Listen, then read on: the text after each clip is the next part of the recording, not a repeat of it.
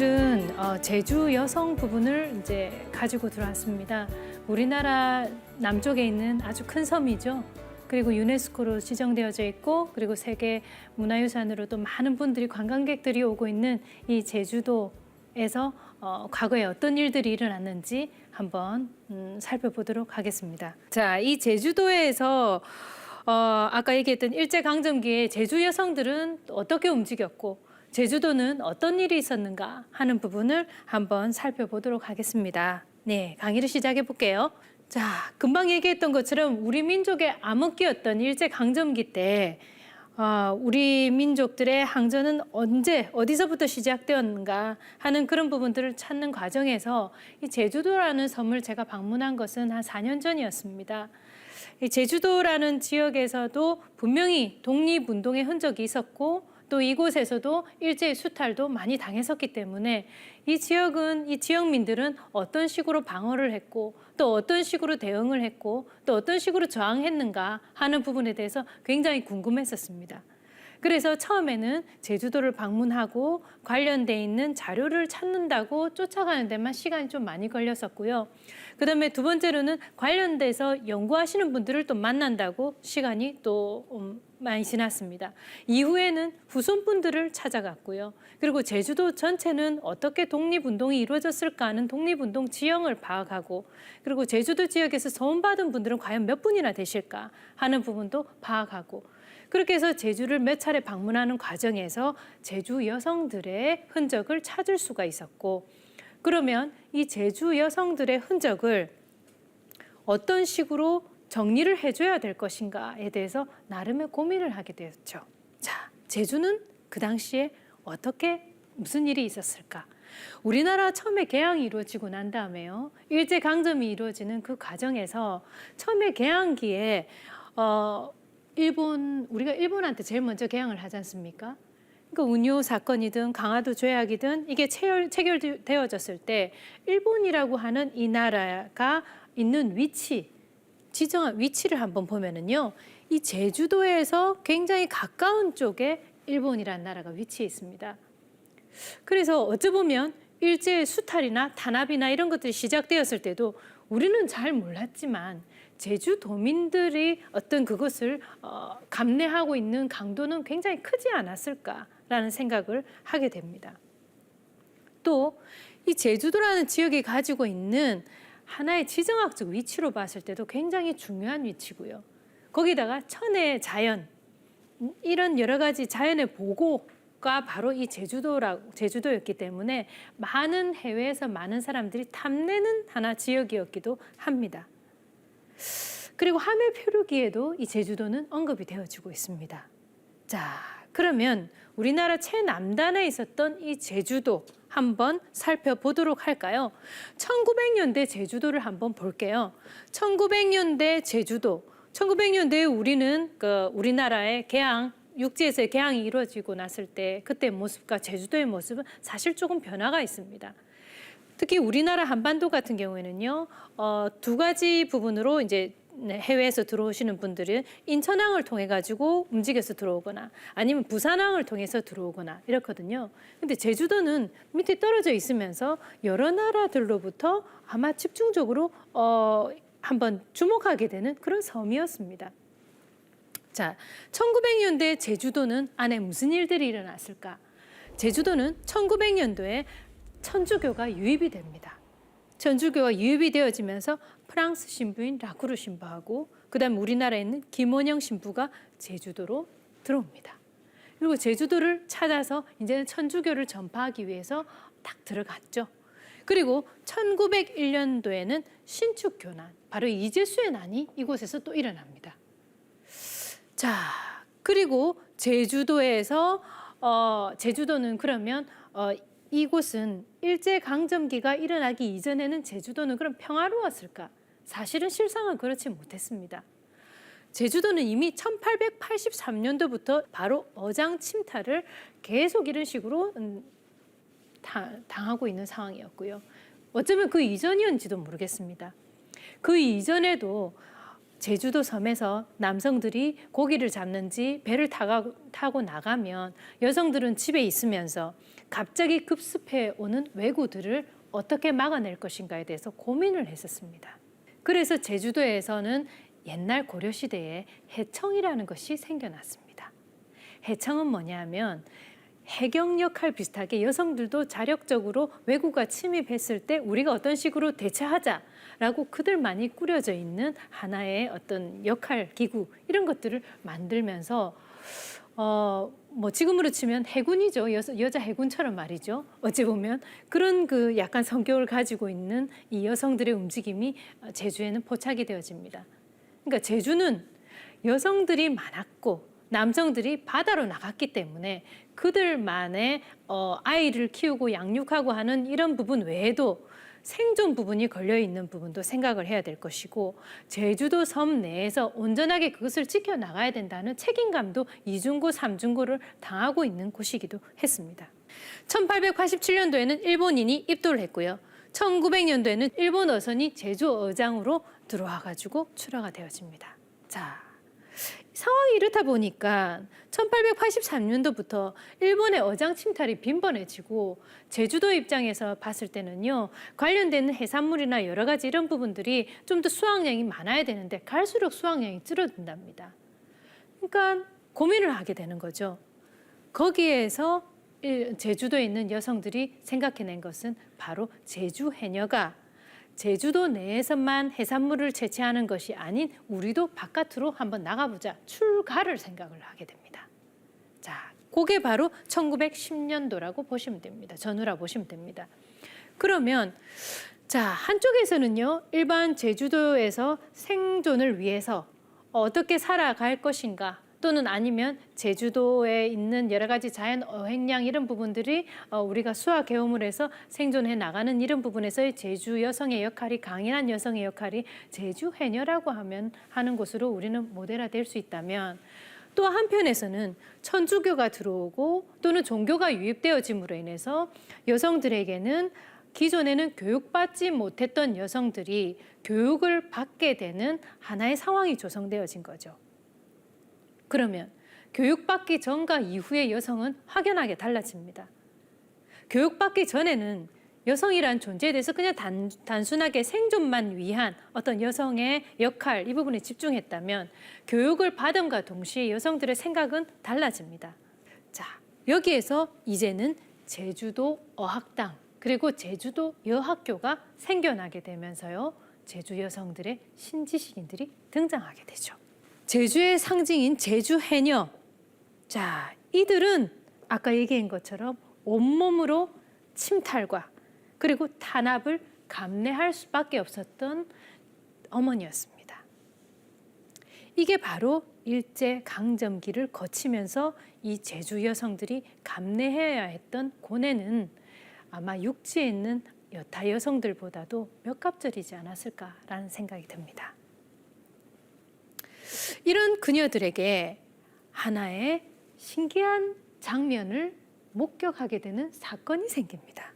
제주 여성의 일상에서 남성들은 나가고 있고 또 아니면은 해녀로서 출가를 하는 이 여성들 외에 제주도에 있었던 이 여성들에게 하나의 신기한 모습이 목격이 되는 거죠. 조랑말을 탄 이방인이 등장했는데 여성이 조랑말을 타고 있는 모습을 보고는 깜짝 놀라게 됩니다. 바로 이 모습입니다. 수녀님들이 조랑말을 타고 등장했어요. 여성이 말을 타고 뭔가 뭐 특이한 모습에 또 파란 눈의 여성들이 들어와서 등장했다는 것은 바로 이 그 제주 여성들에게는 아주 신선한 충격이었습니다. 이 사진은 1905년에서 1908년 정도로 추정되는 사진입니다. 결국 왜 이렇게 추정할 수 있나 하는 부분은요. 그 다음 부분으로 연결되어집니다. 천주교 유입과 그 다음에 제주 지역의 여성들의 신지식인 양성 부분은 아주 기묘하게 연결고리를 가지고 있습니다.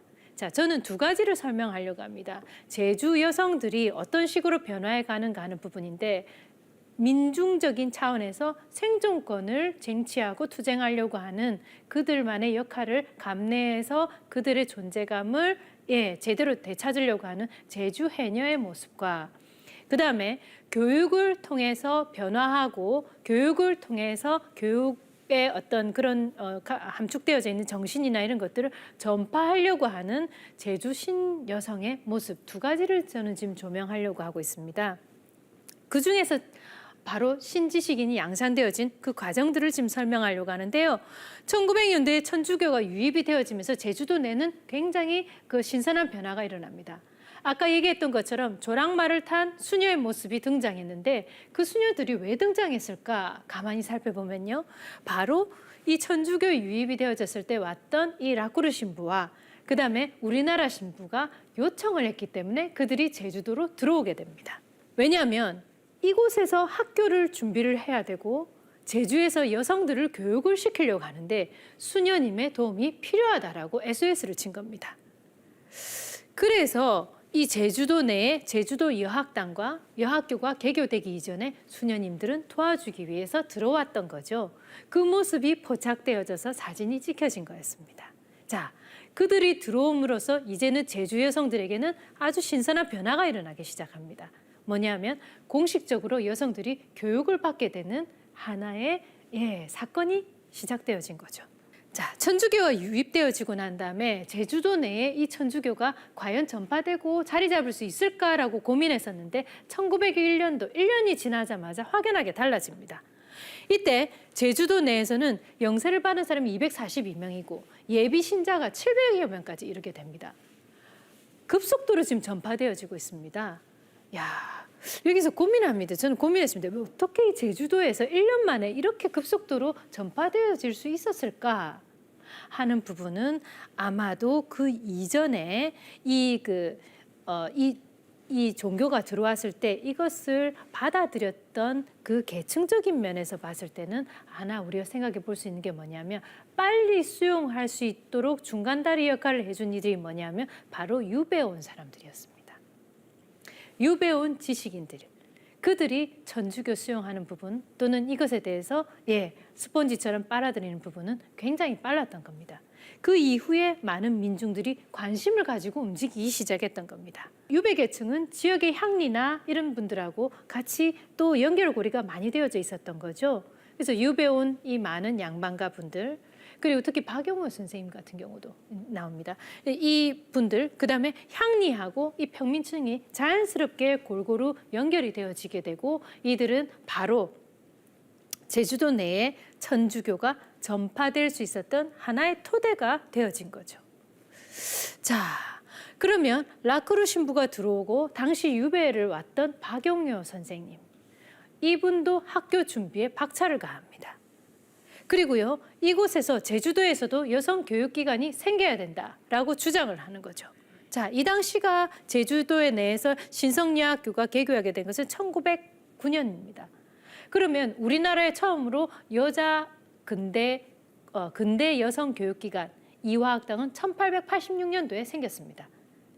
그러면 이 박용훈 선생님 유배를 왔을 때 이미 서울이나 이 일대에서는 여성 교육기관이 몇 개나 생겨나고 있는 상황이었고 그걸 보고 제주도에 왔을 때는 당연히 여성 교육기관이 생겨야 된다라는 부분을 얘기를 주장을 할 수 있었겠죠. 그 부분은 아마 설득력을 이룰 수 있었을 거고요. 그래서 수녀님들의 파견 요청을 하는 부분도 공식적으로 할 수 있었지 않았을까. 그리고 육지의 도움을 청함으로 인해서 그들이 들어오고 뭔가 빨리 진척이 될 수 있다라는 부분을 가늠해 볼 수 있지 않았을까라는 생각이 듭니다. 1909년도에 제주도 내에서의 처음의 여학교, 신성여학교의 향사당 모습입니다. 그리고 바로 3년 뒤에 그 학교에서 수업을 받고 있는 학생들의 모습이 고스란히 사진에 찍혀 있는데요. 가만히 보면은 요 당시에 뭐 이제 어린 연령도 있었고 그다음에 연배가 좀 있으신 분도 있었는데 아무래도 이 뭐 5살, 8살, 10살 뭐 한 요 정도 10대 전에 전후에 요 그룹들이 많았었고 10대 정도 되면은 그래도 좀 제대로 알아듣는 단계였지만 한 5살, 6살, 7살, 8살, 9살 요쯤 되면 이제 갈수록 어릴수록 아무래도 뭔진 몰라서 호기심으로 왔었겠죠. 자, 이 모습을 가만히 보면 뭔가에 집중해서 있는 모습입니다. 다들 눈을 책에 지금 다 집중해가 있거든요. 보면 눈빛이 앞을 쳐다보는 학생은 저기 뒤에 장난꾸러기 녀석 한 사람뿐입니다. 그 외에는 전부 다 책상에 있는 책에 집중하고 있는 모습이 보입니다. 자, 이 섬에서 이 여성 교육기관이 생겨났다는 것은 굉장한 관심을 받을 만한 일이었겠죠. 자, 그러면 제주도에서는 교육기관이 없었나 하는 부분을 조사를 해봤더니 이미 1896년도에 제주공립보통학교, 이게 이제 점차 개교가 되어졌지만 제주모 공립소학교가 이미 생겨났었고, 그 다음에 두 번째로 여학교가 생겨난 거였어요. 그러면 제주도 내 여학교로서는 최초였었고, 자, 이 제주 여학교 처음에는 학당으로 시작됐다가 나중에 여학교로 바꿔집니다. 처음에는 교회 내에 부속적인 거 아니면은 선교사들에 의해서 간단하게 시작하는 거, 요 정도로 되어졌다가 이후에 학당, 그다음에 학교 이런 식으로 이제 승인을 받게 되는 거죠. 그래서 1909년도라고 제가 한 이유는 1909년도에 신성여학교라는 명칭을 받고 이때는 초등학교 4년, 중등과정 1년 편제로 시작됩니다. 그럼 아까 그 학생들이 초등과정부터 받고 있었던 학생들 모습이었다라는 것을 가늠해 보실 수 있을 겁니다. 자, 이후에 제주도에는 농림학교, 의신학교, 학교들이 지금 많이 있는데 여기에서 좀 굉장히 특이한 부분은 뭐냐면요. 제주도의 의신학교는 자, 군수가 직접 모금에 나섰고 주민들이 모금한 돈 가지고 학교가 생겨진 겁니다. 자, 이런 부분 보면 제주도 내에서 근대 교육에 대한 붐이 이 당시에 어떻게 일어났는가 하는 부분을 알 수 있는 부분입니다. 자, 신성여학교도 마찬가지로 안에서 수업 교과목을 보면 이렇습니다. 도덕도 가르쳤네요. 도덕. 국어, 산수, 이과, 지리, 역사, 한문, 체조도 가르쳤습니다. 건강하라고. 체조도 가르치고 창가도 가르쳤네요. 장가도 가르치고 수의 교리까지 여성들 관련돼 있는 이런 부분들 교과목으로 해서 꾸려져서 많이 가르쳤고요. 그다음에 이 입교했던 학생들 수를 보면 1910년도부터 해가지고 50명, 그다음 이후에 60명 점차 학생들 수가 늘어난 것을 확인하실 수 있을 겁니다. 그러면 1909년도 개교한 이후에 학생들이 처음으로 졸업생이 배출이 되어진 것은 바로 1914년도였습니다. 1916년 7월 달에 일제 탄압에 의해서 무기휴교에 들어갑니다. 자, 그러면 그곳에서 수학을 했던 학생들은 다 어디로 갔을까? 그 학생들은 육지로 올라옵니다. 공부를 하고 싶었던 학생들은 육지로 올라오든지 아니면은 그곳으로 공부를 그냥 끝내든지 두 가지의 선택의 갈림길이 있었는데 이 제주도에서 특이하게 육지에 와서 공부를 했던 학생들이 3명이 있습니다. 친했던 트로이카. 이들이 제주도 전체의 여성 교육 부분을 하나 좌지우지하는 그런 여성들로 성장을 하게 되죠. 자, 그러면 제주도 내에 제주 여성 독립운동의 흐름을 가만히 보면요. 두 가지로 아까 제가 말씀드렸습니다. 해녀와 그다음에 신교육을 받은 여성들 두 가지인데요. 제주 해녀는 제주도 내에 머물러 있었습니다. 머물러 있으면서 항전을 하고 있습니다. 제주도를 우리나라 우리나라 육지에 있었던 한반도라고 가만히 생각을 해보면요. 우리나라의 그 상황이라고 우리나라도 하나의 그 제주도 섬에 비유를 하자면 우리나라에 머물러 있으면서 독립운동에 항전했던 사람들이 있었고 그다음에 만주라든지 상해라든지 연해주라든지 이 일대로 움직여서 그곳에서 또 항전했던 사람들이 있습니다. 아니면은 미주라든지 또는 여타 지역으로 해외까지 나가서 또 독립 자금을 상해 임정 쪽으로 서포트해준 그런 사람들도 있었습니다. 그럼 제주도도 마찬가지입니다. 물론 섬은 작지만 육지에 비해서는 작지만 제주도 내에서 항전했었던 여성들 그들은 바로 해녀가 주축이 되어졌다는 겁니다. 그 다음에 제주도 내에 있으면서 아까 좀 더 나은 교육, 일제 탄압에 의해서 무기한 휴교되어졌던 이 교육기관, 이 교육을 좀 더 연결을 해야 되겠다 해서 육지로 넘어갔던 이들이 바로 저는 분류를 제주 외 여성이라고 분류를 했습니다. 그런데 특이한 점은 뭐냐면 제주도 밖으로 나가서 공부를 했던 여성들이 나중에는 다시 부메랑처럼 어떻게 제주도 내로 다시 들어옵니다. 그들이 제주도 내에 들어왔을 때는 엄청난 성장을 한 상태로 제주도에 들어왔고 그들이 제주도에 미친 영향은 아주 컸습니다. 여기서 해녀는 우리나라 최초의 여성단체 항일운동인 해녀 항일운동이 이곳에서 전개가 되어지고요. 그 다음에 제주를 넘어서 육지로 간 학생들은 3.1운동에 본격적으로 참여를 하는 여성들로 자리매김합니다. 그리고 이들이 이후에 복귀하고 그 다음에 일제 치하에서 또다시 항전을 하고 그리고 해방이 되어졌을 때 해방이 된 이후에 제주도 여성들이 근대에서 현대까지 넘어가면서 그들이 단체라든지 이것들을 전부 다 꾸려서 자리 잡는데 가장 핵심적인 역할을 하는 여성들로 성장합니다. 그리고 아실런지 모르겠지만 그 육지로 갔던 그 3명의 여성 중 1명은 우리나라 최초의 여성 교육감이 제주도에서 탄생했다는 사실, 그거는 굉장히 깜짝 놀랄 일입니다.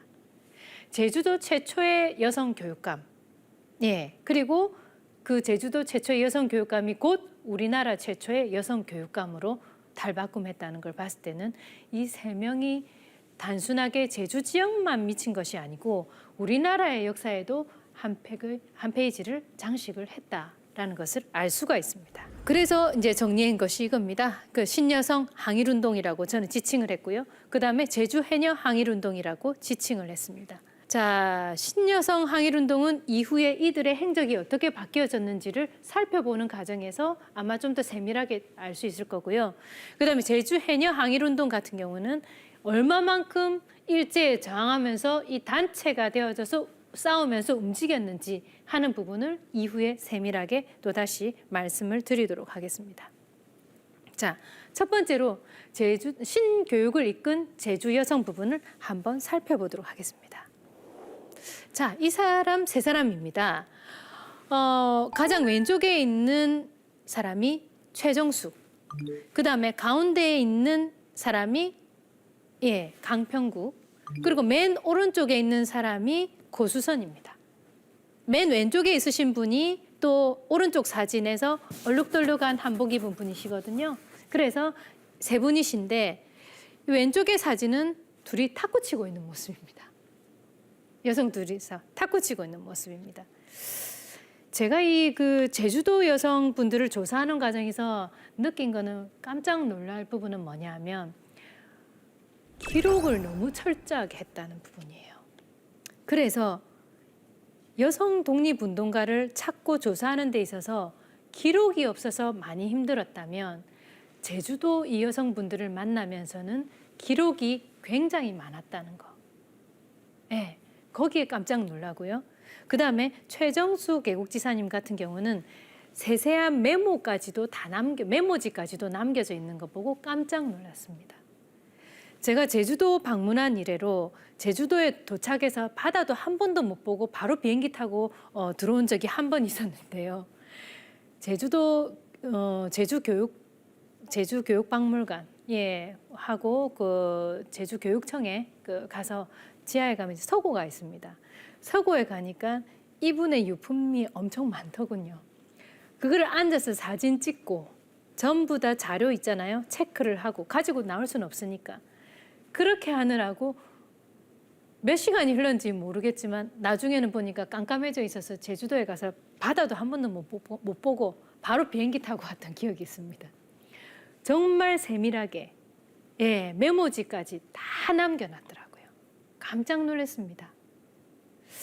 자, 이제 그럼 어떤 이야기들이 있을지 뒤에 가서 한번 보죠. 첫 번째, 나이가 가장 연장자셔요. 고수선 애국지사. 이분의 후손은 지금 제주도에서 아주 큰 어린이집을 운영하고 계십니다. 그분이 바로 어머니의 영향이 굉장히 컸다고 합니다. 어머니가 사회사업도 많이 하시고 그렇게 하다 보니까 어머니의 영향으로 나도 아이들을 교육시키고 하는 일을 해야 되겠다라고 해서 지금 어린이집을 운영하고 계시더라고요. 그래서 이 고수선 애국지사는 항일운동가고 교육자시고 그다음에 어려인이시고 그다음에 사회사업가이시고 제주도 내에 최초의 여의사 1호 수식어를 달았습니다. 그러면 이 제주도에 있다가 육지로 갔다는 것은 육지에 갔다 와서 뭔가 모르겠지만 의사도 하고 교사가 됐다는 거는 사범과를 뭔가 한 것 같고 그리고 또 갔다 와서 의료인이 됐다는 거는 의사 자격증도 있는 것 같고 뭔가 이 여러 가지를 지금 생각해 볼 수 있는 상황이거든요.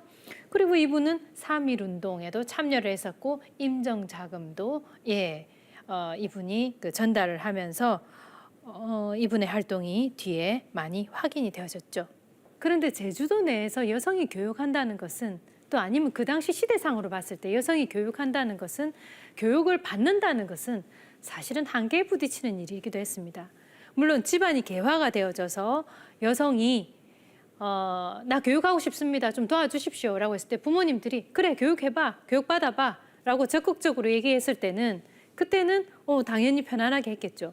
그런데 그 당시에도 여자가 무슨 라고 수식어가 달려졌다면 아마 그것도 보이지 않는 하나의 장벽이었을 겁니다. 그 장벽을 뛰어넘는 것 자체가 여성으로서 처음 부딪히는 첫 번째 일이었습니다. 야학이 생겼다는 말에 시비전을 갖고 집을 뛰쳐나와가지고 글을 배웠다고 합니다. 그리고 왜 가느냐고 아버지한테 매를 맞았다고 합니다. 매를 맞았는데 잠결에도 글을 읽었다고 합니다. 여러분도 그 정도로 공부 열심히 하시나요? 잠결에도 글을 읽었다고 합니다. 그리고 계속 야단을 치고 매도 때리고 이랬는데도 계속 매 맞고 자면서도 계속 잠결에도 글을 읽고 이러니까 아버지가 보다 못해가지고 공부해라라고 했습니다. 이분은요 자신의 자서전을 남겼습니다. 그리고 이분은 1977년도까지 생존했기 때문에 신문사에 자신이 걸어온 글을 기고도 했습니다. 그래서 그걸 읽는 과정에서 굉장히 제가 웃음도 나오고 그다음에 이렇게까지 하셨구나라는 부분을 좀 알게 되더라고요. 이분이 제주도에 있다가 경성으로 올라갑니다. 경성으로 올라가서 관립 경성여자 고등보통학교에 진학합니다. 관립 경성여자 고등보통학교는 지금 현재의 경기여고입니다. 경기여고의 전신인데 관립 경성여자 고등보통학교는 우리나라 최초의 관립 여학교입니다. 공립여학교라는 거죠. 자, 이곳에 들어갑니다. 이곳에 들어가서 가만히 있다 보니까 3.1운동이 일어납니다. 거의 졸업반 다 됐을 쯤인데요. 3.1운동이 일어납니다. 그래서 이분이 3.1운동에 참여를 하게 되는데 그 이전에 일제강점기 때 그곳에서 수업을 듣는 과정에서 일본 교사가 와서 수업을 가르쳤다고 합니다.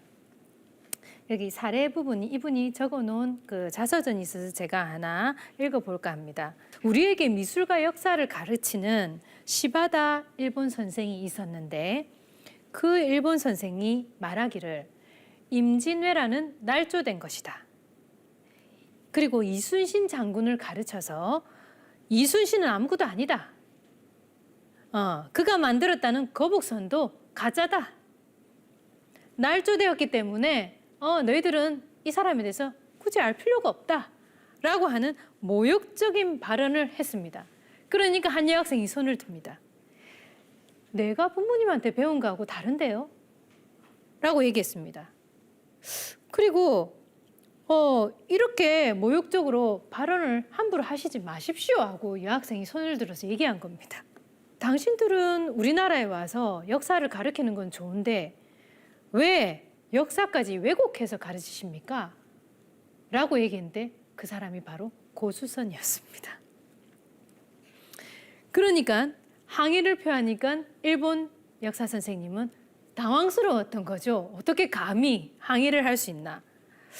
그래서 이 선생이 그 학생을 야단을 계속 치려고 하자 그 반에 있었던 많은 학생들이 다 같이 항의 소동을 벌이게 되었답니다. 주동을 한 거죠. 그래서 학생들이 전체가 다 항의 소동을 벌이니까 이제는 어떻게 할 수가 없어가지고 일단락을 지었는데 뒤에 해고하기를 결국 나는 그 일로 내 성적표의 부맹란에 병을 받게 되었다. 갑을병 이렇게 채점을 하는 거죠. 갑을병 하점을 받은 거예요. 부맹란에 나는 병을 받게 되었다. 라고 얘기를 했습니다. 자, 경성에 입교하고 난 다음에 수업 시간에 만만치 않은 모습으로 이야기를 했던 것 같습니다. 그리고 3.1운동 당시에는 이 경성 관리여자 고등보통학교에서는 어떤 일이 일어났을까? 자, 3월 1일 날 파고다 공원에서 처음에는 1시에 사람들이 모여서 만세 삼창을 하자, 만세를 우리가 외치자라고 했었습니다. 그런데 갑자기 1시간 당겨져서 12시가 되어서 만세를 부른다라는 소식이 전해 듭니다. 이 얘기를 듣고 박규훈이라는 학생이 이 경성 여자관립고등보통학교에도 알리러 왔던 겁니다. 자, 이제 요런 이제 3월 1일 날 뭔가가 한다 하는 그 삐라는 이미 살포가 되어져 있는 상황이었다 보니까 학교 내에서 교직원들이 모여서 회의를 하고 있었던 겁니다. 그런데 회의를 하고 있는 차에 이제 1시간 땡겨져서 예, 만세 우리가 외친다라는 소식이 전해지니까 이걸 어떻게 해야 되겠는데. 자, 그래서 이 학생들이 뭔가 주춤주춤하고 웅성웅성하고 있었습니다. 선생님들은 회의를 하고 있고요. 그때 기숙사 밖에서 대한독립 만세하고 외치는 소리가 막 퍼지기 시작하는 겁니다. 그러니까 학생들이 학교 교문을 열고 나가려고 하니까 문이 잠겨져서 나가지를 못하는 겁니다. 그래서 문이 잠겨져서 나가지를 못하니까 한 학생이 빨리 뛰어가가지고 이 문을 열어야 되는데 어떻게 해야 될 것인가 하면서 도끼를 들고 옵니다. 자, 그랬더니 그 뒤에서 한 여학생이 또다시 뒤따라서 도끼를 들고 두 여성이 그곳에서 교문을 도끼로 문을 부수고 나옵니다. 그 두 사람 중에 한 분이 바로 고수선 선생님이었습니다. 야, 이걸 보고 굉장히 굉장히 담대하다라는 생각을 많이 합니다. 그래서 3.1운동 당시에 가담했다라는 이유로 인해서 주목을 받게 됩니다. 자, 이분은 가파도 출생이세요. 가파도 출생이고 아버지 고석조 그리고 어머니 오영원의 자녀로 태어납니다. 자, 이분이 태어나고 난 다음에요. 처음에는 그냥 신성여학교에 바로 간 것이 아니고 그 야학교 한일 사립학교에 먼저 있다가 신성여학교로 가서 졸업하고 그다음에 이곳으로 진학한 겁니다. 아까 얘기했다시피 경성 관립여자고등보통학교에 진학하면서 더 의기 있게 자신의 의견을 표출하는 여성으로 성장인 것 같습니다. 그리고 3.1운동 당시에 가담 시위에 적극적으로 가담했고 임시정부의 독립군 군자금까지도 전달할 정도로 굉장히 담대한 모습들을 많이 보였습니다. 그리고 이곳에서 경성에서 자라나고 그다음에 그곳에서 많은 사람들이 돌보고 하는 이런 과정에서 가만히 보니까 이후에 또 다시 제주도로 내려옵니다.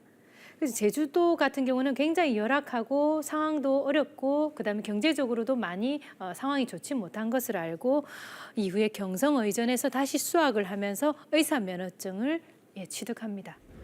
그리고 다시 제주도에 내려와서 제주도 최초의 모자원 그리고 홍익보육원까지도 설립합니다. 그다음 이제 두 번째 인물로 들어가겠습니다. 두 번째 인물은 바로 최정숙 애국지사입니다. 최정숙 애국지사는 아까 고수선 애국지사보다는 나이가 좀 더 어립니다.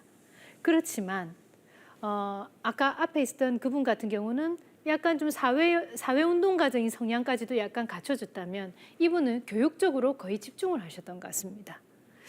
최초 여성 교육감입니다. 우리나라.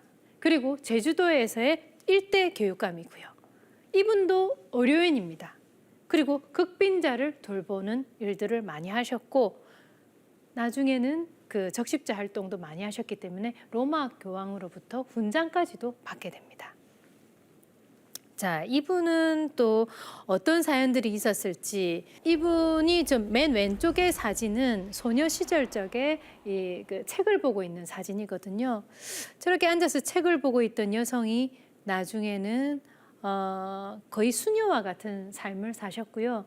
결혼도 거의 안 하셨고, 그다음에 혼자 나중에 이제 계셨고, 그다음에 그 자제분은 이제 양자로 입적을 해가지고 그렇게 해서 이제 생활을 하셨거든요. 자, 이분 같은 경우에는 이렇습니다.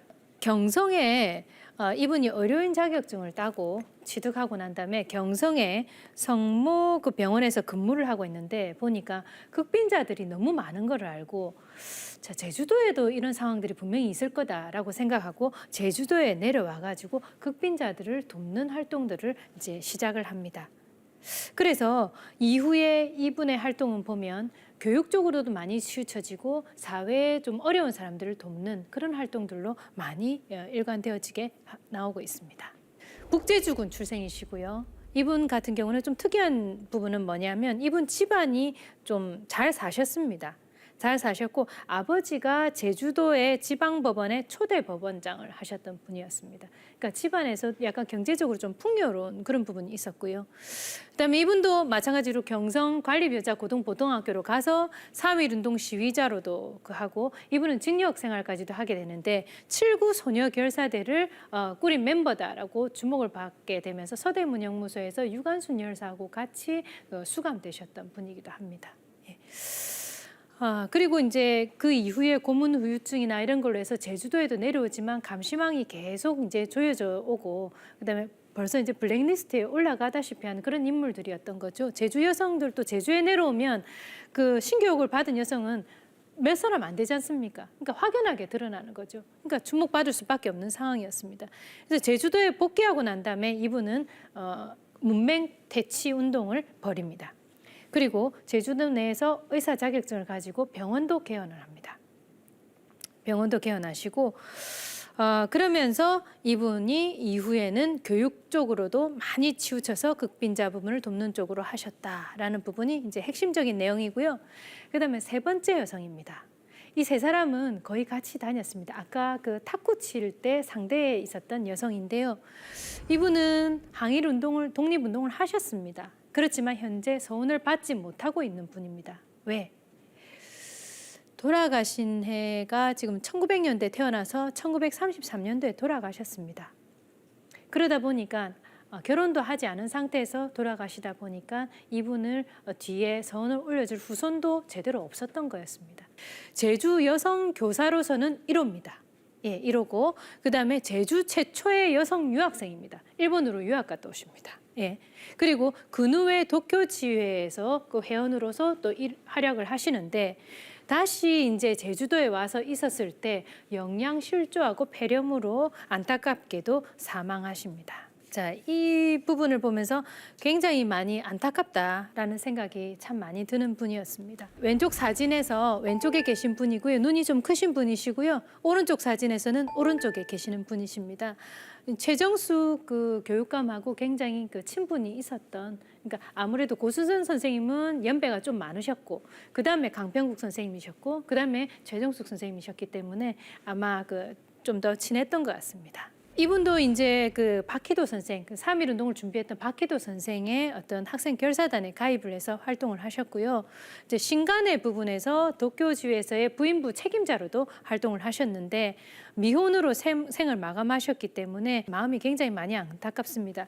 그렇지만 이분의 활동했던 영역에서는 교육과 의료와 복지 이런 부분에서 그 앞선 두 분들하고 똑같이 제주도 변화의 중심에 있었다라는 부분을 알게 됩니다. 자, 이 세 분이 제주도를 이끌었던 한 신여성의 어떤 모델이라고 보시면 되겠습니다. 자, 그래서 이분들은 고문, 징역도 살고 그렇게 하지만 3.1 운동 이전을 봤을 때는 고문, 징역을 사셨던 분들이셨지만 3.1 운동 이후에 이분들의 역할은 확연하게 좀 더 이제 더 옆으로 퍼져나가죠. 여성에 집중을 했고 또 문맹, 그다음에 문맹 퇴치 운동을 했고 그다음 빈곤한 사람들의 관심을 가졌고 그다음에 의료 부분, 그러니까 본인들이 의사 자격증을 취득해 와야 되겠다. 왜? 이곳에 제대로 된 의료기관이 없다라는 것을 알고 본인들이 직접 움직이셨습니다. 그렇기 때문에 이분들의 활약 부분에서 많이 주목되는 부분이기도 하고, 자, 그럼 이번에는 제주 여성이 경찰을 습격한 사건이 있었습니다. 자, 제주 여성들이 경찰을 대거 습격한 사건이 있었는데요. 동아일보에 보도되어져 있는 자료를 한번 응용을 해본다면, 자, 이 부추나 선생님이 여기서 주목해야 될 인물로 올라왔는데, 가만히 보면 활동을 무엇을 했나라고 봤을 때 1932년 1월 26일 날 500여 명의 회원 단체들이 주재소를 습격했다라는 그게 올라와 있습니다. 자, 제주도 해녀들, 이들은 어떻게 제주도 안에서 버텨내고 저항하고 그리고 생존하려고 애를 썼을까라는 부분을 봤을 때 우리는 제주도의 해녀분들이 어느 정도 분포가 되어졌나 하는 부분부터 한번 살펴보려고 합니다. 1900년도 이전에는 제주도의 해녀수가 그렇게 많지 않았습니다. 구분을 해서 제주도 내의 해녀수와 그다음에 바깥 물질을 했다는 것은 출가를 한 그 해녀들입니다. 이 출가를 한 해녀들의 어떤 폭도, 지역 폭도 우리의 상상을 초월하더라고요. 예, 그 다음번에 나올 거니까 이 부분부터 먼저 한번 보죠. 제주도의 해녀수가 급격하게 증가했던 것은 1920년 전후로 해서 했던 것 같습니다. 그렇게 해서 1930년에 이르렀을 때는 제주도 내에 있는 해녀수나 바깥으로 바깥으로 타 지역에 가서 어획량을 획득해가지고 들어오는 제주도 해녀수하고 봤을 때는 엄청났다는 거죠. 그러면 합치면은 거의 제주도 내에 1931년도 같은 경우에는 31년도, 32년도 같은 경우는 제주도 내에 해녀수가 엄청났다. 10,000명은 훌쩍 다 넘어 있었다라는 것을 알 수가 있습니다. 자, 이 10,000명이 훌쩍 넘었다라는 것은 그만큼 제주도 여성들의 파워도 뭔가 상승하는 일이 있었지 않았을까? 또는 부당한 어떤 대우를 당했을 때는 이들도 목소리를 내려고 움직이지 않았을까라는 것을 생각해 볼 수 있는 부분인데요. 1932년도 당시에 일본 내에 있었던 해녀들 같은 경우는 1,600여 명 정도밖에 안 됐는데 제주도 내에 바깥으로 출가를 했던 제주도 여성 수가 5,000명이 넘었다는 것은 비교를 했을 때 일본하고 비교를 했을 때 확연하게 다르다라는 것을 알 수가 있습니다. 일본 해녀들하고 우리나라 해녀들하고 차이점이 무엇이었을까? 잠수 능력입니다. 숨 참는 능력. 그게 우리나라 제주 해녀들의 능력이 굉장히 탁월했던 것 같습니다. 제주 해녀들이 제주도 바깥으로 나가서 물질을 해서 어획량을 끌고 들어오는 겁니다. 했던 지역이 어디냐? 진출했던 지역은 대만, 중국, 그다음에 러시아, 일본에 이르기까지 제주도 내에서만 뭔가 어획량을 했던 것이 아니고 우리나라 남해안 일대도 있었습니다. 근데 그것을 넘어서서 대만까지도 진출을 했던 겁니다. 그리고 러시아까지도 본인들이 수확을 해가지고 거기에 대한 것을 끌고 들어왔고 아까 봤던 것처럼 이들의 숫자가 엄청났다는 거죠.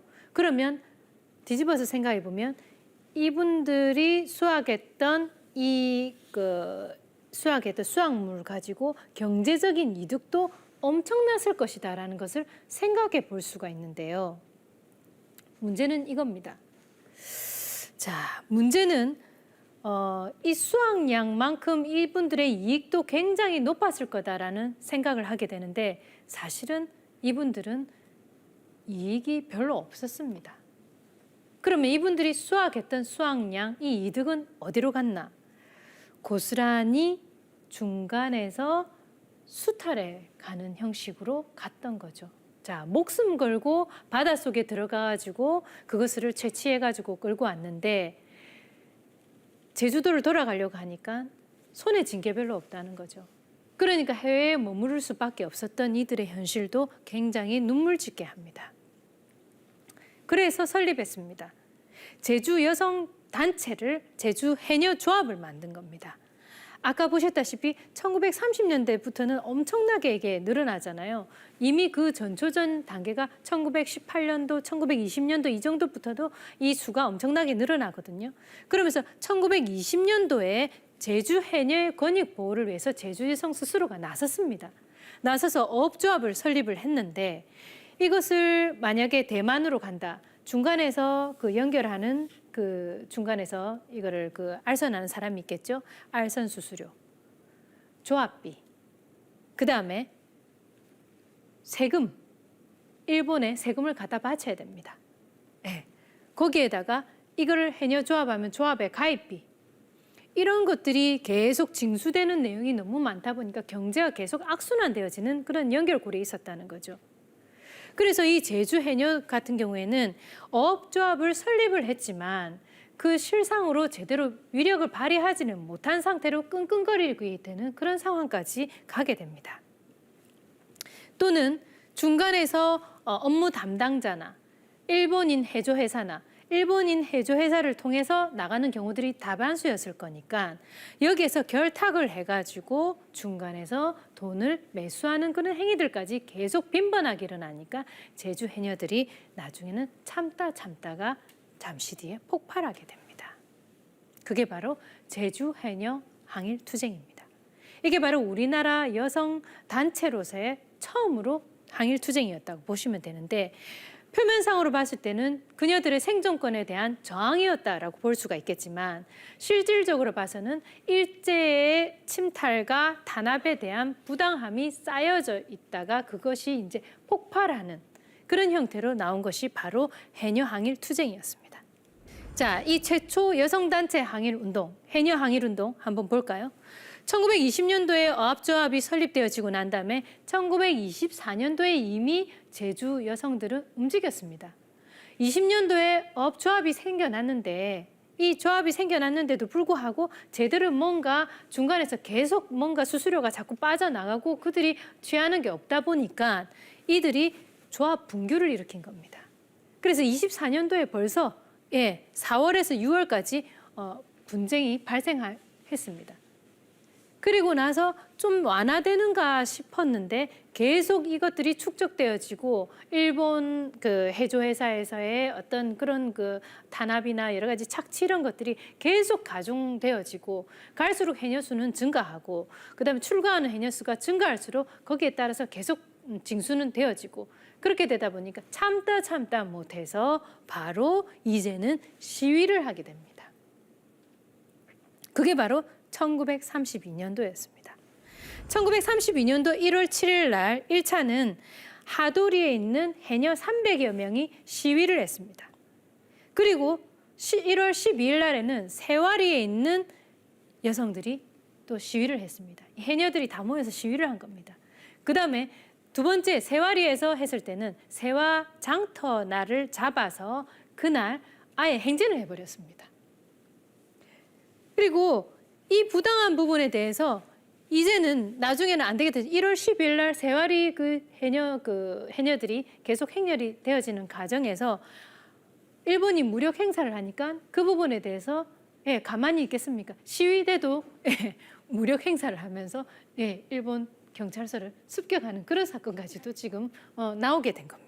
자, 해녀 항일 투쟁의 배경은 아까 얘기했다시피 20년도부터 27년도까지 이 그 어버 분쟁하고 해녀 조합, 분규 이런 것들이 점차적으로 축적되어져 있는 상황에서 일어났고요. 그다음에 이 투쟁 과정을 가만히 살펴보면 생각했던 것보다 너무 심각했다라는 부분을 알게 됩니다. 32년도 1월 7일 날 처음에 이들이 시위 행진을 하고 있었을 때 좀 수용이 되었더라면 아마 잠잠해졌을 겁니다. 그런데 그 당시에 자 제주도사가 이제는 관건이었다는 거죠.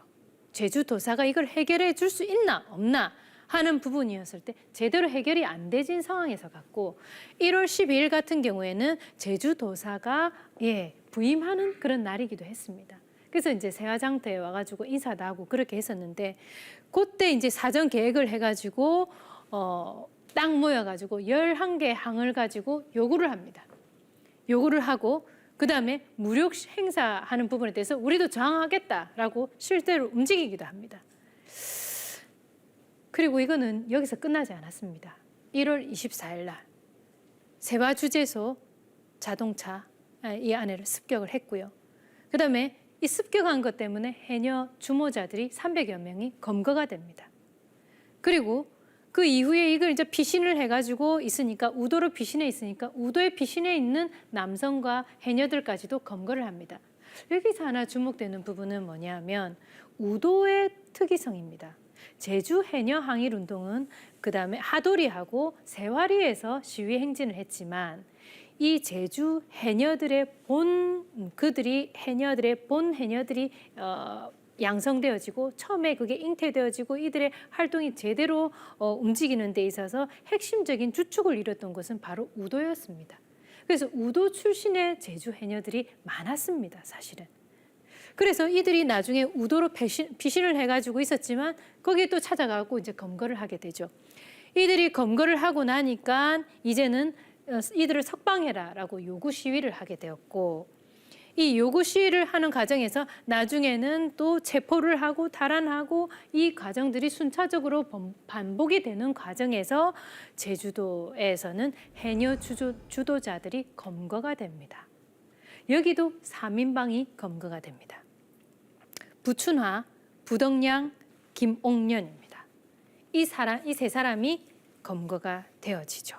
그리고 제주 해녀 관련한 부분들이 나중에는 석방하고 기소하고 판결되는 과정을 거치면서 많은 사람들이 잡혀났다 풀려나기도 하고 기소되기도 하고 그랬는데 이 세 사람은 잡혀서 들어갔습니다. 잡혀서 들어갔는데 그 판결을 받기 이전까지 그냥 계속 붙잡혀 있겠죠. 그러니까 집행유예를 6개월 동안 그곳에 6개월 동안 붙잡혀 있었습니다. 감옥 속에. 그렇지만 6개월 동안 수감돼 있었지만 나중에는 집행유예를 풀려납니다. 수감이 되어졌지만 수감되지 않은 집행유예로 이분들이 풀려나기도 합니다. 이 제주 해녀조합은 단순하게 해녀들의 생존권을 획득하기 위한 그들의 생존권을 위한 투쟁이었을까? 아니면 이들은 불합리한 것에 대한 일시적인 그런 것이었을까? 아니면 일제 단합, 일제 강점 1919년 이후부터 쭉 이어져 온 제주 해녀들, 일반 민중, 여성들의 참았던 울분이 폭발되어졌던 것일까? 이 부분에 대해서는 저는 단순한 생존권의 차원에서 해석하는 것은 머물러서는 안 되겠다 싶은 생각이 듭니다. 왜냐하면 이들이 움직이는 동선, 그리고 이들이 움직였던 이 조직화되어졌던 이 과정들, 그다음에 판결 과정, 시위, 요구, 그들의 부당한 권리에 대해서 얘기했던 요구, 이런 사항들을 본다면 결코 단순한 생존권 저항으로 우리가 평가해서는 안 된다라는 생각입니다. 자, 김옥년 부춘화 선생님을 비롯해서 부덕량 선생님까지 있는데 김옥년 선생님 같은 경우에는 하도리에 있었고 여성단체 부인회도 관여가 되어졌었고 소녀회의 회장으로 있었습니다. 그다음에 부춘화 선생님 같은 경우는 하도리의 청년회의 부의장을 하셨고 야학부에서도 부장을 했다니까 밤에 정규 기간은 아니었지만 공부를 하셨던 분들이었습니다. 거기에 대해서 공부에 대한 열의도 가지고 계셨던 분들이었습니다. 그다음 부덕량 이분도 이제 그 해녀 조합의 어떤 시위 주도 인물이었는데 세화리 장터에서 이분의 역할은 좀 더 두드러졌고 해녀들을 규합하는 그런 역할을 했습니다. 이제 제주 해녀분들 이분들의 역할 부분을 한번 살펴보는 과정에서 우리는 제주 여성들이 일제강점기에 어떤 식으로 저항을 했고 그리고 단순하게 일본의 지배받고 일본이 지배 속에서 그것을 그냥 순응하면서 살았던 여성들은 분명 아니었다라는 것을 알게 됩니다.